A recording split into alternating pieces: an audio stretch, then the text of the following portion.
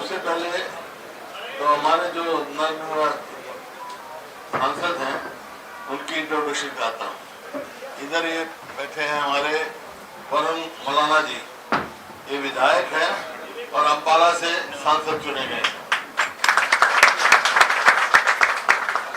और ये जितेंद्र सिंह हुड्डा राज्यसभा में हैं, अब लोकसभा में आ गए।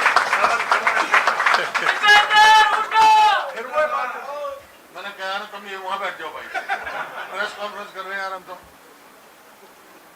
ये है ब्रह्मचारी जी, हमारे सोनीपत से सांसद चुने गए। और जयप्रकाश जी पूर्व सांसद और पूर्व मंत्री, अब लोकसभा में फिर सांसद चुने गए। ये चारों हमारे बहुत अच्छे मार्जिन से जीते हैं और बहुत अच्छा हरियाणा के लोगों ने चुनाव लड़ा है। सारे हरियाणा के लोगों का पार्टी का तो पूरा धन्यवाद भी करते हैं।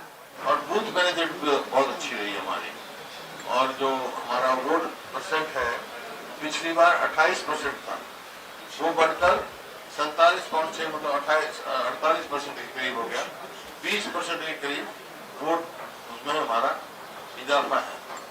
और जो मेजॉरिटी में असेंबलीज में भी हमारी लीड आई है। और बीजेपी का जो है पहले 58% था, वो घट के 46% हो गया। 12% के करीब उनका डिक्लाइन हुआ है। और हमारी पिछली बार एक भी सीट नहीं थी लोकसभा में, 0 थे। हम 0 से 5 पहुंचे हुए, 10 के 10 थे, 10 से नीचे 5 आ गए। तो ये साफ संकेत है हरियाणा के लोगों का, ये लोगों ने मन बना लिया है आने वाली सरकार जो है हरियाणा में जल्दी चुनाव होने जा रहे हैं, वो कांग्रेस पार्टी की बनाएगी। ये छत्तीसगढ़ राज्य का मन है। तो ये आज आप सबको बुलाया है ताकि हम उसके एक आपने जो सवाल होंगे वो पूछ लेना, जिससे भी पूछना है। मैं अध्यक्ष जी से कहता हूँ, अध्यक्ष जी के तो करने दो बात, प्रथम जिसको को पूछे सवाल। आदरणीय हमारे नेता प्रतिपक्ष चौधरी भूपेंद्र सिंह हुड्डा जी, हमारे नवनिर्वाचित सांसद श्री दीपेंद्र हुड्डा जी, श्री वरुण मौलाना जी, श्री पंडित सतपाल ब्रह्मचारी जी, श्री जयप्रकाश जी और हमारे अन्य वरिष्ठ हमारे साथीगण, विधायकगण, पूर्व विधायकगण, सबसे पहले मैं बहुत बहुत बधाई देना चाहूंगा हमारे नवनिर्वाचित सांसदों का। और ये चुनाव सीधा ये स्पष्ट संकेत है कि जहां पिछले लोकसभा के चुनावों में भारतीय जनता पार्टी 79 विधानसभाओं में लीड किया था, कांग्रेस पार्टी सिर्फ 10 विधानसभा में थी और 1 विधानसभा में जेजेपी थी। अब हम 10 विधानसभाओं से ऊपर जाके 46 विधानसभाओं में हमने लीड किया है। 0 से हम 5 पर संसद में पहुंचे हैं और बीजेपी का 12% वोट गिरा है और हमारा 18% वोट बढ़ा है। 20% सीधा तो इस तरह से भी कुल मिलाकर के बीजेपी से हमारा अब इस समय 1.5% वोट हमारा ज्यादा बढ़ा है। बीजेपी से ज्यादा वोट हमें कांग्रेस को मिला है 1.5%। तो इस तरह से ये सीधा स्पष्ट संकेत है कि आने वाला समय कांग्रेस पार्टी का है। हरियाणा प्रदेश की जनता ने कांग्रेस पार्टी में पूरा भरोसा जताया है। हमारे 5 सांसद जीत कर आए हैं, अच्छे बहुत मार्जिन से जीत करके आए हैं। तो इसलिए आने वाले चुनाव में कांग्रेस पार्टी, मैं समझता हूं कि कम से कम 70+ सीटें हम आगे अर्जित करेंगे।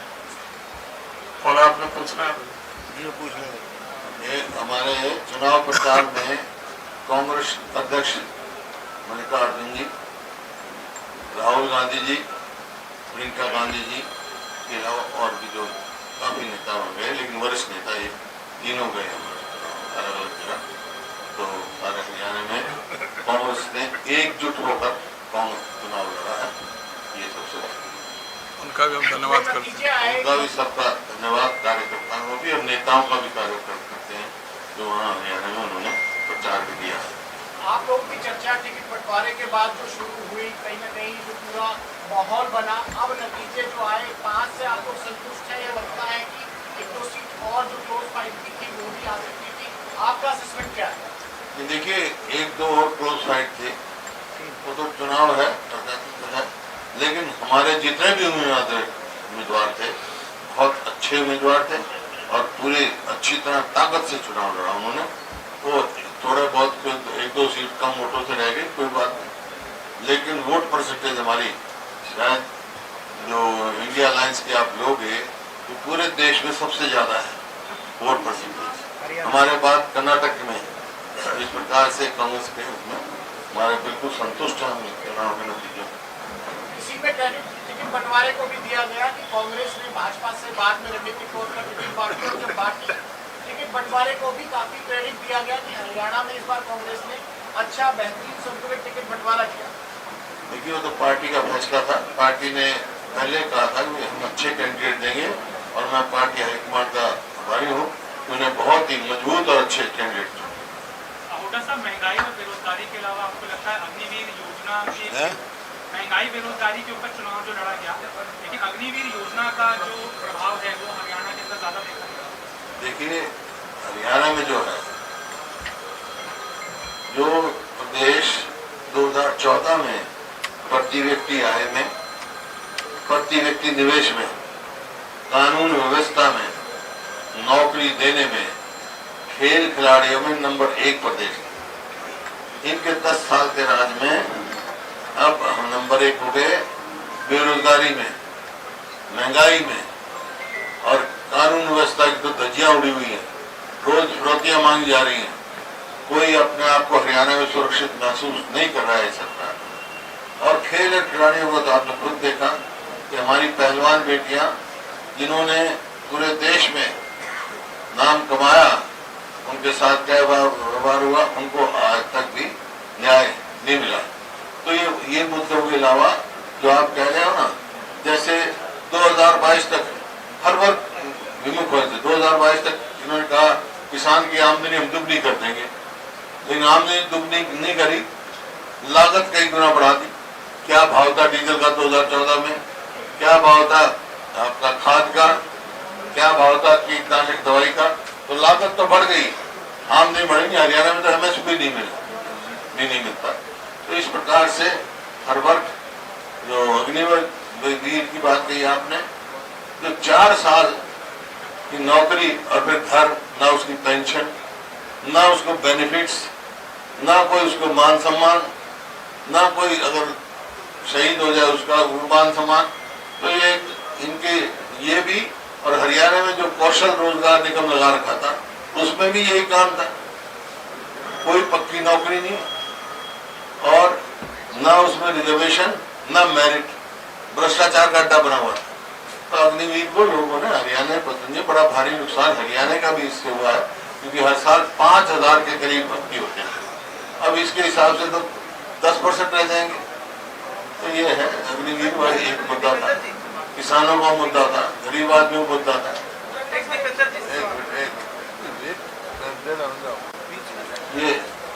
ये मुद्दे थे इशूज। हरियाणा में अगर बात करें, चुनाव खत्म नहीं है, विधानसभा का चरण शुरू हुआ है, अभी 46 पर आपने लीड करा है, कैसे देख रहे हैं अगले 4 महीनों को लेकर, क्या रणनीति है? पिछली 19 में 10 पे लीड किया था, 31 में पहुंचे थे, और 46 पे लीड करा तो आप अंदाजा लगा सकते हो कितने पहुंचेंगे। 70 प्लस का बोल दिया आपने, 70 पार का कर दिया। नारा तो देखो, नारों से नहीं, हम नारे काम से वोट में आएंगे। नारे तो कोई कितने पार लगा रहे, इन्होंने ये 75 पार लगा रहे थे पिछली बार, 40 आई। अब के क्या कितने पार लगा रहे थे, 400 पार कितनी आई। तो ये है कि हमारे काम से जो 10 साल का आंकलन किया लोगों ने, उसके हिसाब से हमारे को वोट मिले। लोकसभा क्षेत्रों में आप जाओगे, कोई रैलियां या धन्यवाद इस तरीके की? ऐसा है, हम तो अब ये आपसे बात करके सारे विधानसभाओं में जाएंगे और जो एक मोर्चा तो कांग्रेस पार्टी ने जीत लिया हरियाणा में, अब दूसरा मोर्चा जीतने के लिए हम अपना कार्य शुरू करेंगे। विधानसभा चुनाव सारे विधानसभा क्षेत्र का हम कार्यक्रम बना रहे हैं। विधानसभा चुनाव में कितनी सीटें, हरियाणा में विधानसभा चुनाव हुए हैं और इस बार कितनी सीटें ये हो गया भारी बहुमत से जीत। और सर कार्य क्या किए जाएंगे अगर सरकार बनती है? हरियाणा में अगर कांग्रेस की सरकार बनती है तो सबसे पहले कौन से कार्य किए जाएंगे कांग्रेस? कार्य वो हमारा मैनिफेस्टो बन रहा है, बता रखा है, चाहे वो ओल्ड एज पेंशन हो, चाहे आपका ओल्ड पेंशन स्कीम हो, ये कई 4-5 वायदे पूरे किए, अध्यक्ष जी बता देंगे, वो हम कर रहे हैं। और भी मैनिफेस्टो बना तैयार हो रहा है, जल्द ही वो आएगा। और बोलो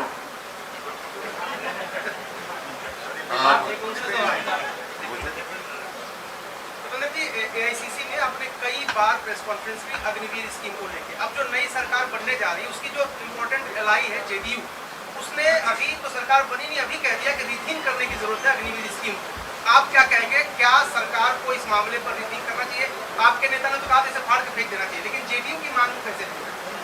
नहीं, सही मांग है।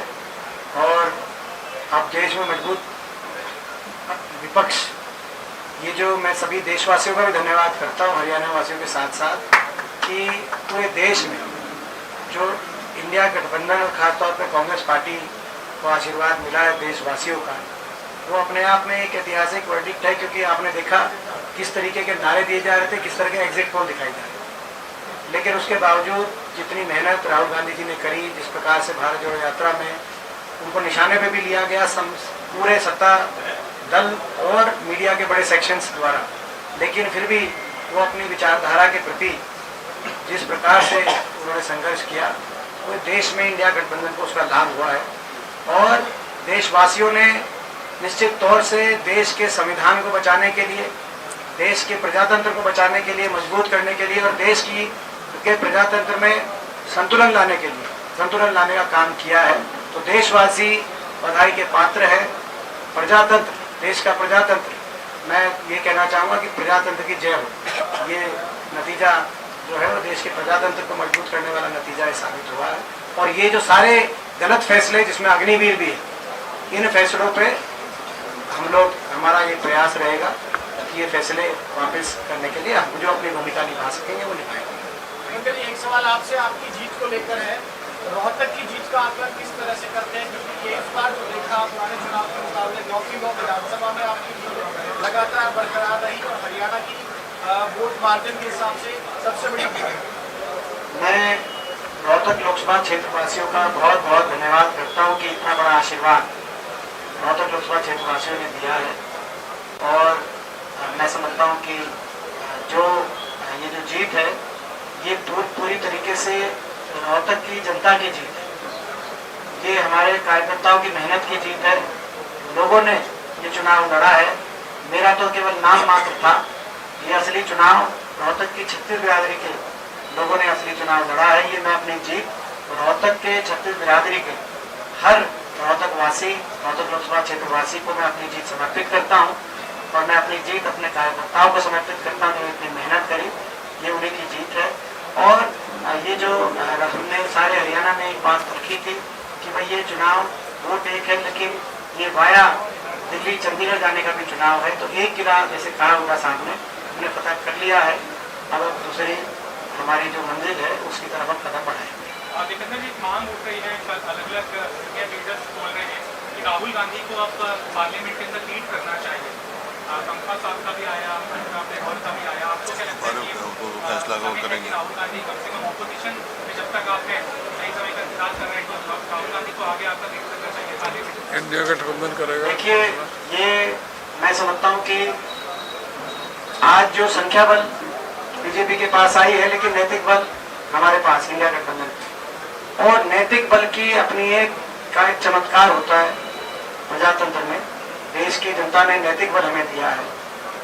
क्या परिस्थितियां रहेंगी ये अगर सरकार में और इंडिया गठबंधन अगर विपक्ष में बैठने का फैसला इंडिया गठबंधन की ओर से रहेगा तो मैं समझता हूँ गठबंधन उस पर अपनी राय बनाएगा। लेकिन सबसे उपयुक्त अगर नेता कोई है पूरे विपक्ष में थोड़ा सा राहुल गांधी जी हैं, इसमें कोई दो राय नहीं।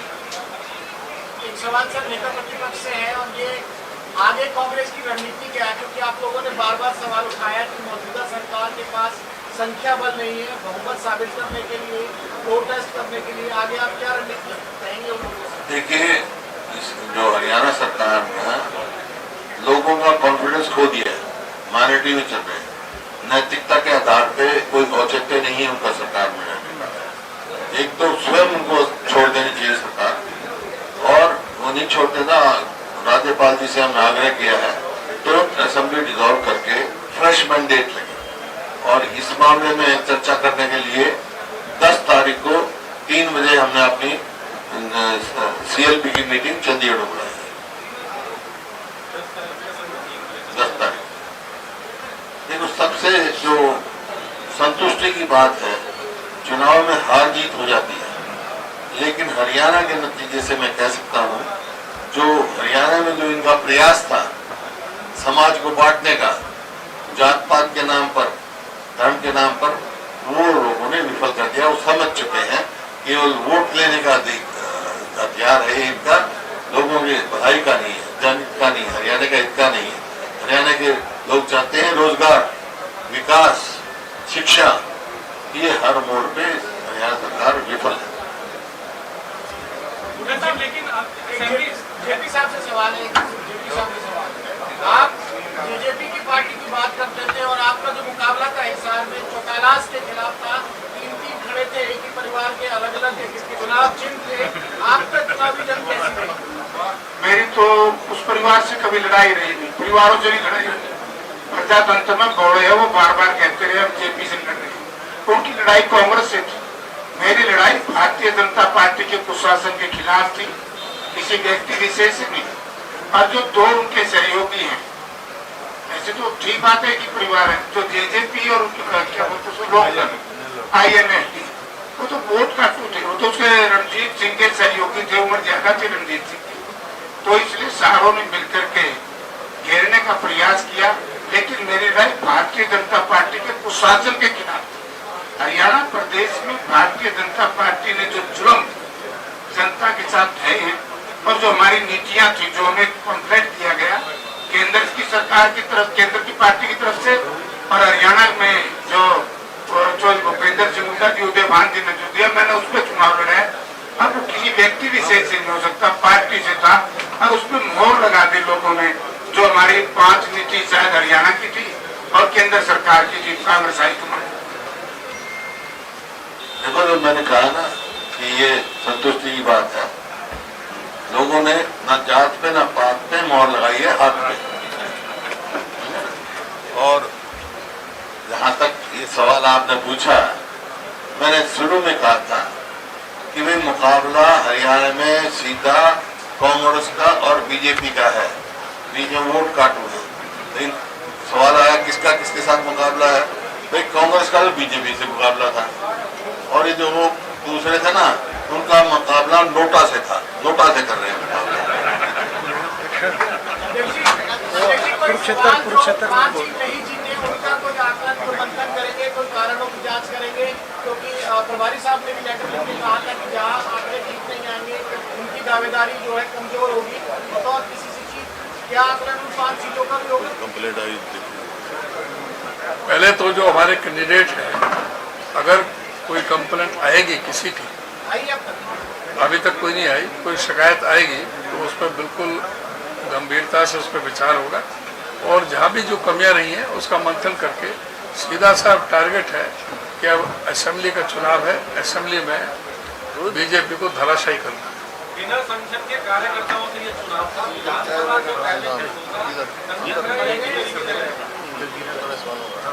अब आप बगैर संगठन के थोड़ी ये चुनाव लड़ा गया है। जो इतनी बड़ी जो हमने जीत हासिल की है, तो हमारे सब जगह हमारे जिला प्रभारी लगे हुए हैं, ब्लॉक प्रभारी लगे हुए हैं, जिनकी आप कह रहे हो वो भी अब हो जाएगा। तो पूरी तरह से इस चीज पे हमारा ध्यान है। आपका पूरा चुनाव जब सोनीपत में गए, एक ही आवाज आपकी नहीं कि हरिद्वार से लाके टिकट दे दिया और आप बाहरी हो, अब जीत हो गई है, अब क्या मेरा गांव गांगुली है, नीलूखेड़ा ब्लॉक है, पांडु पिंडारा में आश्रम है, गांगुली में आश्रम है, सबितो में आश्रम है। मेरा जन्म यहाँ पे है और पूरा हरियाणा जानता है। जो कह रहे थे वो भी जानते हैं, वो मेरे घर तक गए हैं सब। सफेदो विधानसभा में वरुण है वरुण। एक सवाल जो अम्बाला है उसमें शहरी की जो बात की जाए तो शहर ऐसा रहा जहां कांग्रेस को वोट मिली, ट्रेडिशनली देखा तो ग्रामीण इलाकों में ज्यादा मिली, लेकिन आपकी लोकसभा का आकलन अगर विधानसभा वाइज करते हैं तो अम्बाला शहर से भी आप जीत कर आए। ये हाँ जीते हैं। जनता का मन था कि इस बार तानाशाही को खत्म करना है, वो चाहे गांव थे चाहे शहर थे, सबका मन कहीं ज्यादा दिखाई दे रहा है, कहीं कम दिखाई दे रहा है, लेकिन मन सबका था। और आने वाले विधानसभा चुनाव में भी आप देखेंगे कि जितना अब दिखाई दे रहा है उससे भी ज्यादा आपको दिखाई देगा कि सबका मन है आने वाले समय में इस तानाशाही को खत्म करके कांग्रेस पार्टी की सरकार को। चाय के अंदर बुलाने नारायणगढ़ में आपने देखा कि हमारे मौजूदा मुख्यमंत्री जी का पुराना जो विधानसभा क्षेत्र है, उनके गांव से भी हम जो है लीड करके कांग्रेस पार्टी आई। सर एक आखिरी सवाल होता है, ये गठबंधन के साथ चुनाव लड़ा था, आने वाले समय में विधानसभा चुनाव देखने को मिलते हैं। गठबंधन में चुनाव लड़ा था, आने वाले समय में विधानसभा चुनाव देखने को मिलते हुए नजर आएंगे। देखिए आम आदमी पार्टी और साथ मिलकर चुनाव लड़ेंगे। देखिए जो पार्लियामेंट का चुनाव है वो राष्ट्रीय स्तर पर गठबंधन था और पार्टी ने फैसला किया एक टिकट जो है आम आदमी पार्टी। जहाँ तक प्रदेश के चुनाव का चुनाव है अभी तक कोई हमारा किसी गठबंधन नहीं है। जरूरत है कांग्रेस को, जरूरत है कांग्रेस को क्या? हाइपोथेटिकल सवाल ही क्या होता है? कांग्रेस ग्रुप में सक्षम है, मैंने बताया 46 से कितने नंबर जाएंगे। धन्यवाद, थैंक यू सभी अंदर आप बैठे।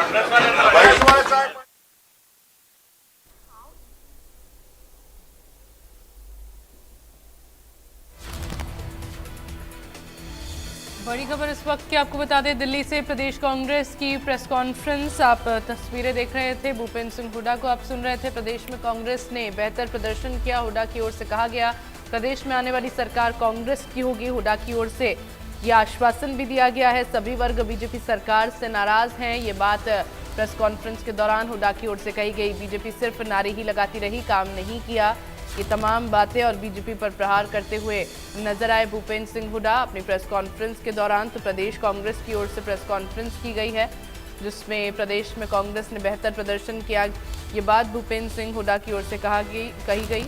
इस दौरान प्रदेशाध्यक्ष उदय भान भी मौजूद रहे और साथ ही साथ दीपेंद्र हुड्डा भी इस दौरान मौजूद रहे। भूपेंद्र हुड्डा ने कहा कि देखिए प्रदेश में कांग्रेस का 18% वोट बढ़ा है। उदय भान की ओर से ये बयान दिया गया। प्रदेश में बीजेपी की 12% वोट घटा है। प्रदेश में बीजेपी की सरकार बनेगी, उदय भान की ओर से भी ये कहा गया है। तो कहीं ना कहीं अब जीत के बाद और जो आंकड़ा सीटों का लोकसभा चुनाव में कांग्रेस का हरियाणा के अंदर बढ़ा है, उसके बाद विधानसभा में अपनी जीत को लेकर आश्वस्त नजर आ रहे हैं कांग्रेस नेता और एक आत्मविश्वास भी कहीं ना कहीं उनका बड़ा है, जिसको लेकर अब विधानसभा में जीत के दावे कांग्रेस के नेताओं की ओर से किया